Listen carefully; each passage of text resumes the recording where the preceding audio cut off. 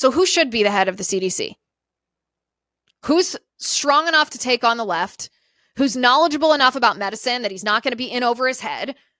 Who has experience being based and standing up for children based on scientific evidence? People often ask me, Liz, you say you don't want Susan Menarez as CDC director. You said you didn't want Jeanette Nishiwat as Surgeon General. Who do you want?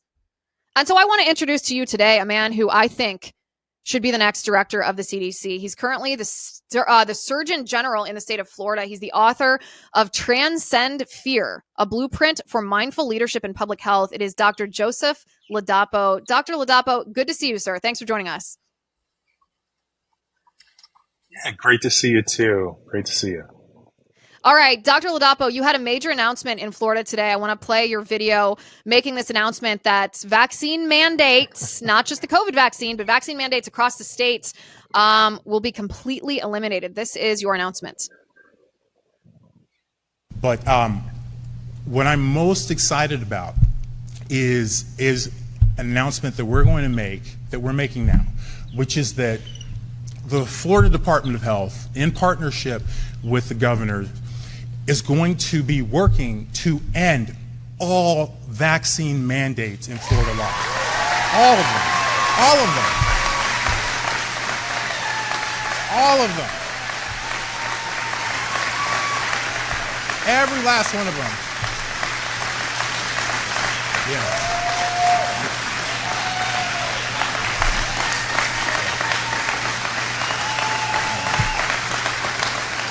Every last one of them. All of them.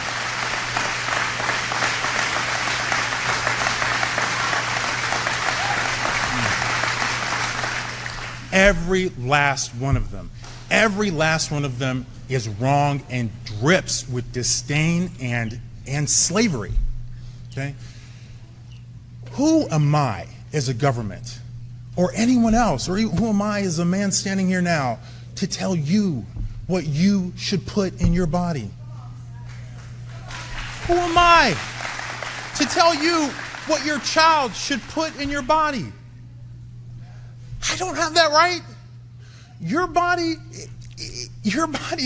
is a gift from God. What you put into your body, is because of your relationship with your body and your God. I don't have that right. Government does not have that right. They want you to believe they have that right. And unfortunately, they've been successful. They've been successful. Dr. Ladapo, it sounds almost revolutionary to hear a public health official speak like this, because most of them don't. When you talk about our bodies being a gift from God, you make this announcement about vaccine mandates ending. I mean, tell me what this means. Does this mean even for public schools, there will be no vaccine requirements for children to attend? Oh, Liz, thanks. And I want people to know that we had scheduled this interview before this announcement. Like we scheduled this interview days ago, but it just so happens that the timing is such that we did make that announcement today. And yes, they're completely unethical. And it's just, people can be deceived about what's right and what's wrong. We saw it particularly early during the COVID-19 pandemic. It was always wrong to shut down and lock down.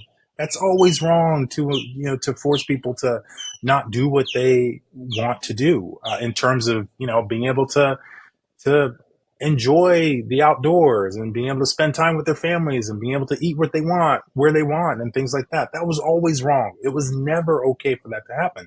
But there was enough momentum, energetic momentum behind those policies at the time that not only were they able to be brought into creation, as we all saw, but so many people came to believe that they were the right thing to do. So this is the same thing with these vaccine mandates. They are positively, undoubtedly wrong. They're absolutely positively wrong. I don't have a right to tell you what you have to put in your body. I don't have a right. Only you have that right. I don't have a right, either as an individual or as a government, to tell your child what to put in tell you what you should put in your child's body. I don't have that right, as an individual or as a government. And unfortunately, sort of society's gotten people to believe that, oh, actually, governments do have that right. They don't have that right. They don't have that right. It's time to reclaim that right. That's a right from God, who gave us our bodies, these vessels that house our souls. So yeah, public schools, absolutely, everything. It's an unethical policy inherently. Now, the pushback that you're going to get for this, and I'm sure you've already seen this, but the pushback that you're going to get is without the mandates, then parents are going to choose not to vaccinate their children in as high of percentages as we see right now. That's going to be detrimental to herd immunity. And in Florida, there's going to be a resurgence of so-called vaccine preventable diseases. How do you respond to that? I say people have a right to make a choice about what they put in their bodies. And, whatever cases there might be, whatever vaccine preventable cases there might be, guys, people have a right.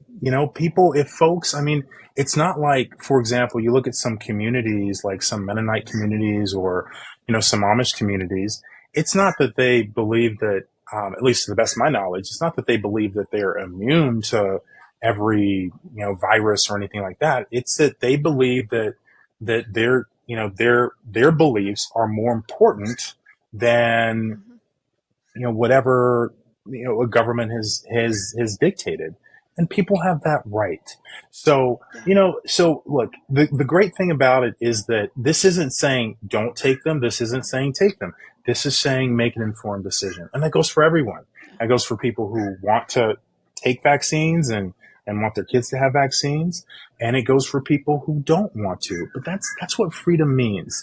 So, yeah, sure. But whatever happens, it doesn't make an unethical policy ethical. We need to find different solutions. Yeah. Like I said, it's not only refreshing, it feels almost radical to hear this from a public health official. Let me ask you this question. I'm sure you saw President Trump's post on Truth Social from Monday talking about the COVID vaccine and insinuating that Pfizer needed to release data about the safety and efficacy of their mRNA vaccine. He said he'd been showed data personally, but he never saw Pfizer release this publicly. And he said, listen, I want the vax to be a success, but maybe it's not. We need to find out either way.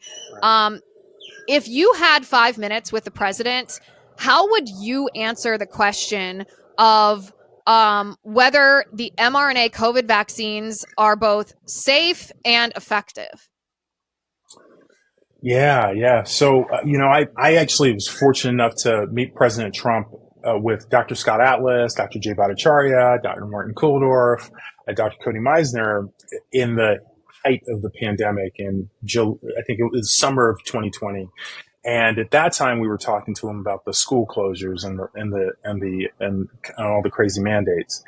And if I had the opportunity to speak with him again, first of all, like many Americans, I was really happy to see him, questioning some of these ideas. And I actually had one other note, Liz, which is that I think that the president, in my opinion, and, and his advisors, in my opinion, should really distinguish between Operation Warp Speed in terms of the operational part. Because, it's not like the President Trump was in the laboratory, pipetting, the samples and running experiments. No, that wasn't his part, right? His part was to pull disparate forces together to accomplish a goal. And he did that, splendidly. Guy's clearly a successful businessman. What he wasn't responsible for, and what has been an unmitigated disaster, is the harm of this poison and the harm that it's inflicted on Americans and people outside of this country.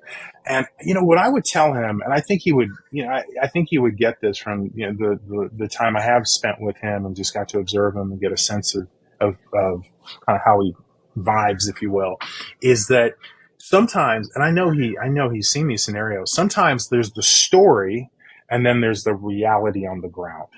And sometimes they just do not agree. And this is clearly one of those times, right? You got fewer healthcare workers getting COVID-19 vaccines than the general population. Healthcare workers, right? The most educated population in medical science getting COVID-19 vaccines, less than the general population. So I would tell them that this is one of those times where whatever the studies are showing, whatever this, whatever that, the truth on the ground is that there's so much regret out there for people who've taken these vaccines. There's so many people out there who attribute their suffering to these vaccines. There's so many loved ones out there who attribute the death of other loved ones to these vaccines. That's what's happening on the ground. And that is a failure. And it's a scientific failure. It's not an operational failure in terms of his leadership. It's a scientific failure by scientists who covered up data, obscured stuff. I mean, terrible things, terrible things. Yeah. And people need President Trump as their champion in this kind of moment. And he's proved before to be that kind of champion in the face of government abusing the people. And we need him to be that kind of champion again. So your new book, Transcend Fear, A Blueprint for Mindful Leadership in Public Health. Congratulations on your new book, by the way. Everyone, highly recommend that you go and read this book. Through the lens of your book, talk to me about the CDC, what's happening at the CDC, what kind of changes need to be made so that the CDC is actually a helpful organization and not a harmful organization. Give me your take on this. Yeah. It's all so interesting, and it really does bridge multiple dimensions. So here you have at the CDC these scientists who've resigned, who were, senior people at the CDC, and of course their former director, Secretary Monarez, or I forget what her title is, but the former head of the CDC. And they're obviously all very smart people, right? They've got doctorates, they've got medical degrees, clearly very hardworking, very intelligent. However, you drop a drop of vaccine, like the word vaccine, the concept of vaccine, and all of that scientific rigor and all of that ability to think clearly and weigh data and weigh evidence and be unbiased out the window, right? They can't see straight when it comes to vaccines. And why is that, right? Well, hey, guess what? I used to be the same way. And why it is because many reasons. Part of it is the indoctrination that happens in scientific training, like in medical schools, nursing schools, etc. And part of it is our susceptibility to indoctrination. And that's really where the overlap happens with my book, because that susceptibility to indoctrination, it's why we are humans. It's part of our human story. That ability to be so susceptible is a result of stress, of tension, of trauma, and the impact that holding all of that in our bodies and accumulating it has. It absolutely makes us more susceptible to manipulation, which is what indoctrination is. So what would you do if you walked in the CDC and you understand that it's staffed at the top, well, I guess now by an acting director, but at least the boss, HHS secretary, is Bobby Kennedy. It should be an apparatus or an institution that has the best interest of the American people at heart, but it's not. Right now, it's full of swamp creatures who are what I call militant pro-vaxxers, who refer to pregnant women as pregnant people, who think that they're entitled. They think that they deserve this position and that they should be able to dictate our choices. What do you do if you walk in as the new CDC director? How do you fix this? Yeah, so it's no easy task, not surprisingly, and what it really takes. And we'll see how many iterations they have to go through. And I know Robert F. Kennedy Jr. He's worked tirelessly for the betterment of humanity for decades. It's going to take a very special leader, because you're going to need someone who not only has the scientific and medical understanding to be able to parse through data in scientific publications and apply wisdom and judgment to them, but you're also going to need someone who has, I would say, the spiritual alignment to be a leader that just naturally can help orient other people to truth and what the right direction is. And that's really hard to do. You do have people who have that sort of natural alignment with, righteousness and divinity and, these timeless parts of the universe and, this thing that we call reality that could bring people into, instill people with that sensation of, what, there's something good here and I don't understand what it is, but I think I need to listen more. I think I need to question what I believe, etc. But it's hard to find those people who also have the scientific training. Yeah. And you have tons of people with the scientific training, but they're lost, right? It's like, they're like, oh, look here. Okay. Yeah, we need to lock down. Sure. And yes, let's put little kids in masks. And it's like that crossover, that overlap is very difficult to find. And it's going to take that if that agency is going to emerge to be something better. Yeah, I think you're right. And what is your take on this idea that, especially with vaccines, because I think obviously that's what people look to primarily from the CDC. That's what we identify the CDC with primarily. What is your take on this idea that the role of the CDC is just to restore informed consent, that if people want to get vaccines or want their children to get vaccines, they should have the choice to have any of these vaccines, versus the CDC taking a leadership role and saying, actually, no, the science shows that it's not good for you to get this vaccine if this is your circumstance, or this vaccine was not properly approved based on safety studies that were not done. We're yanking that. Where do you believe that the CDC should fall on that spectrum? Yeah, both actually. And I think, I'll use myself as an example. I think the first place they need to be is the informed consent area. Like, that's like, because they all of the credibility has been lost on so many Americans. So there's no point making recommendations right now in that area. Obviously the CDC does a lot of other important work, but in this area, there's no point making recommendations because their credibility is spent. They're in deficit after the COVID-19 pandemic. So they need to start with just, here's the information. Now, after you do that, and again, I said I'd use myself as an example, I do make recommendations about stuff. But again, you got to start, it depends on where you are. Like I haven't, if I were someone who, had lost credibility because I was like saying one thing on Monday, like Dr. Fauci, and then, next week, like there's a different number of masks I'm telling you should wear, then you spend your credibility and you're not in a position to make recommendations. But being able to make recommendations is important, and being able to make, to share your judgment is important, but they're not there yet. So they really ought not be doing that right now in that area. They need to focus all their energy on an informed consent area. Yeah, and I think that makes sense. I think people, especially Maha moms, are hungry for some of the paradigm shifting changes, which I think is why it was Senator Rand Paul and Senator Bill Cassidy who were beefing with each other on X about the hepatitis B vaccine and the fact that it's recommended on the day of birth for newborns, despite the fact that mothers are typically tested. That's how it would be transmitted to a newborn. It's recommended blanket, regardless if the mother tests negative. And even if you made the argument that, well, actually, it's not just because of mother-child transmission, it's because they could engage in intravenous drug abuse or, prostitution as young adults, that's not a good justification for giving a vaccine that studies show lead to an incredibly increased risk of autism. Can you weigh in on this? Because it seems like, especially if you open up X, there are doctors on one side, there are doctors on the other side. They both claim to have data to support their position. Where do you fall on this? Yeah, I think the hepatitis B vaccine issue at birth is silly.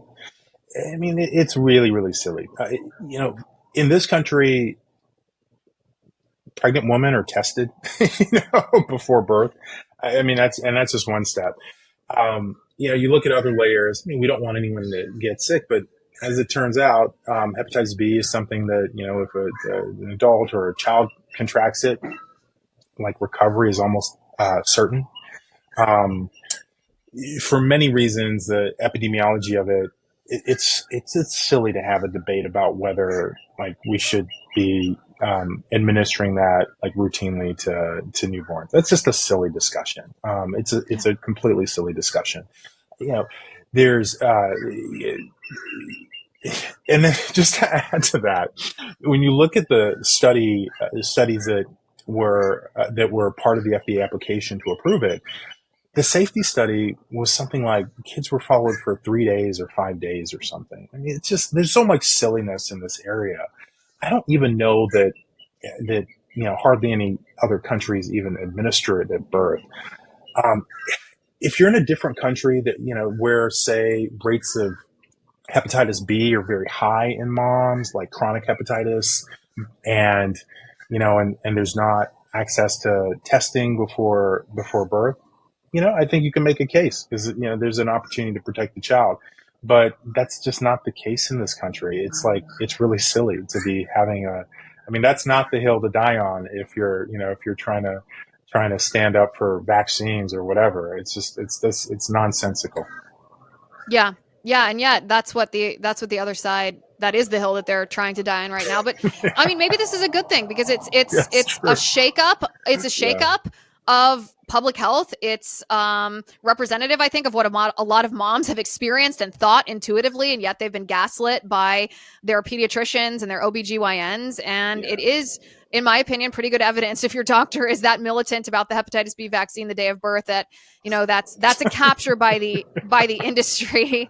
All right. I so appreciate you coming on the show today. Congratulations. Florida is the first state to discontinue vaccine mandates across the state. So trailblazing with science and truth at your back, which is really something to admire and respect. Guys, highly recommend you go get his book, Transcend Fear, A Blueprint for Mindful Leadership in Public Health. Dr. Ladapo, thank you for being on the show, sir.